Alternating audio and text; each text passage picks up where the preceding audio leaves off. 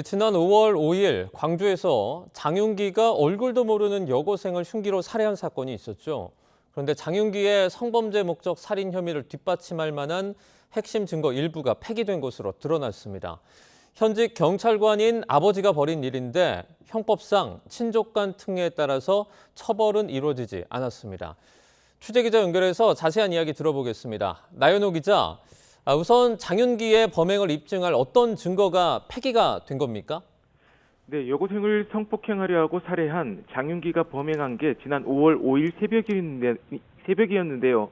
이로부터 사흘 뒤인 8일에 장윤기가 홀로 거주하던 집을 아버지가 정리한 것으로 나타났습니다. 당시 경찰은 압수수색을 이미 벌인 뒤여서 집 내부에 대해 보존 조치는 하지 않았습니다. 장윤기 아버지는 경찰 간부급으로 아들 범행 이후 현재 휴직 상태인데요. 장윤기 아버지는 집에 있던 이른바 리얼돌로 불리는 성인용 인형을 폐기한 것으로 드러났습니다. 아예 여러 조각으로 잘라서 해체해버린 건데요.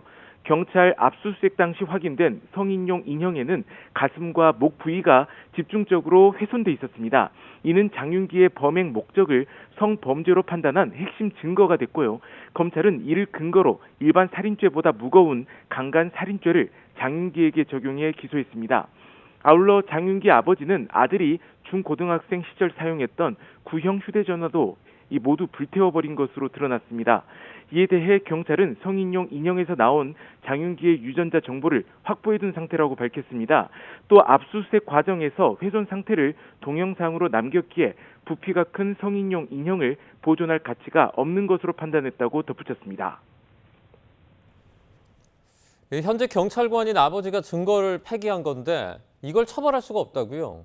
네, 그렇습니다. 형법 155조 증거인멸 등과 친족 간의 특례 조항에 따른 건데요. 다른 사람 형사사건 증거를 없애면 5년 이하 징역이나 700만 원 이하 벌금을 물리는데요. 다만 친족 또는 동거 가족이 증거를 없애면 처벌하지 않는다고 되어 있습니다. 이에 따라 검찰은 장윤기 부모를 형사 입건하지는 않았습니다. 정성호 법무부 장관은 자신의 소셜미디어 계정에 검찰이 보안수사 단계에서 장윤기 성범죄 의도를 밝혀냈다고 강조했는데요. 한편으로 현직 경찰관인 아버지가 중요 증거를 인멸했음에도 곧바로 제재하기 어려운 현실이라며 친족 특례 역시 개선해야 할 부분은 없는지 검토해볼 필요가 있다고 지적했습니다.